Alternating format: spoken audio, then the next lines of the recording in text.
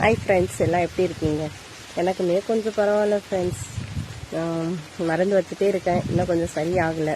இப்போ நான் எங்கே வந்திருக்கேன்னா எங்கள் வயலுக்கு தான் ஃப்ரெண்ட்ஸ் வந்திருக்கேன். பாருங்கள், தண்ணி இன்னுமே வடியல, வந்துட்டே தான் இருக்குது. வெளியே தண்ணி வந்துகிட்டே இருக்குது, இங்கேயும் தண்ணி போய்கிட்டே தான் இருக்குது. அந்த தீவனமே வேஸ்ட் ஆன மாதிரி தெரியுது. ஏன்னா அதுக்குள்ளவே சேர் மாதிரி பாதி இருக்குது ஃப்ரெண்ட்ஸ். அதனால் அது வர்றதுக்கு கொஞ்சம் டவுட்டு தான். பாருங்களா எந்த அளவுக்கு வந்திருக்குன்னு.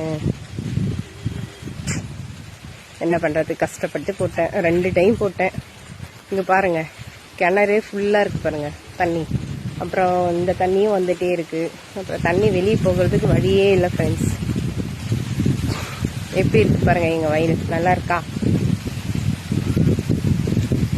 தென்னை மரம், எப்படி இயற்கையான காற்று வருது பாருங்கள். உங்கள் ஊர்லேயே இப்படி இருந்தால் சொல்லுங்கள், சரிங்களா?